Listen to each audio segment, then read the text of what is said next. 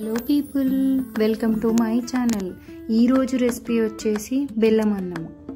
దేవుడికి ప్రసాదం పెట్టాలన్నా, ఏదైనా స్వీట్ తినాలనిపించినా ఈ స్వీట్ని త్వరగా ప్రిపేర్ చేసుకోవచ్చు.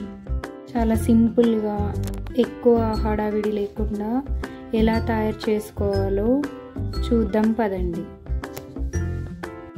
ఈ బెల్లం అన్నానికి ముందుగా 1 కప్పు రైస్ తీసుకోండి. రైస్ని బాగా వాష్ చేసుకోండి 2-3 సార్లు.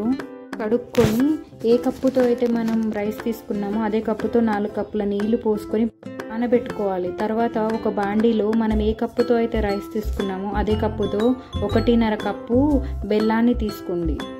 ఇప్పుడు అదే కప్పుతో 1/4 వంతు నీళ్లు వేసుకోండి. మీరు స్వీట్ని ఎక్కువ తినేవారైతే ఇంకొక 1/2 కప్పు బెల్లాన్ని వేసుకోండి. దీనికి తీగపాకం ఏం రావాల్సిన అవసరం లేదు. వీడియోలో చూపిస్తున్నట్టు బెల్లం మొత్తం కరిగే వరకు మరిగించుకొని పక్కన పెట్టుకోండి. ముందుగా నానబెట్టిన బియ్యాన్ని స్టవ్ పై పెట్టుకొని ఉడికించుకోండి.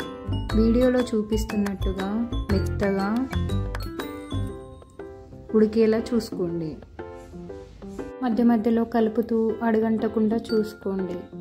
వీడియోలో చూపిస్తున్నట్టుగా మెత్తగా అయ్యాక మనం ముందుగా రెడీ చేసుకున్న పాకాన్ని వీడియోలో చూపిస్తున్నట్టుగా జాల సాయంతో వడబోసుకోండి.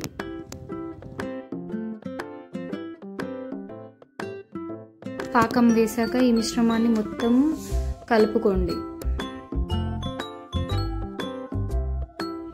వీడియోలో చూపిస్తున్నట్టుగా నిదానంగా కలుపుకోవడం వల్ల 10 మినిట్స్ తర్వాత రంగు మారుతుంది.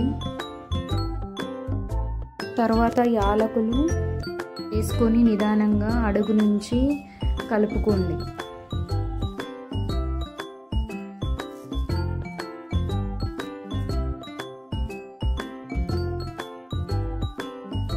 నెయ్యిని కూడా 1 స్పూన్ వేసుకొని కలుపుకోండి.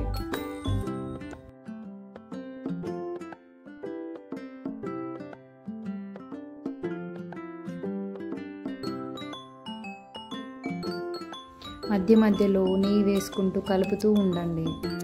ఇలా నెయ్యి వేయడం వల్ల బెల్లం అన్నం చాలా టేస్టీగా వస్తుంది.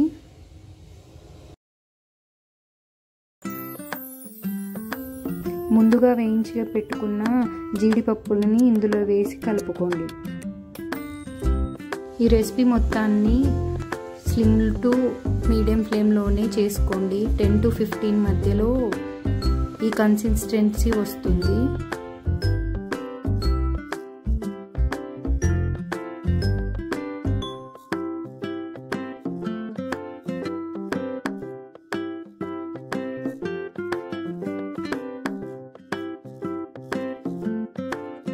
చివరిగా నెయ్యి వేసుకొని కలపండి. అంతే, ఎంతో రుచికరమైన బెల్లం అన్నం రెడీ అయింది.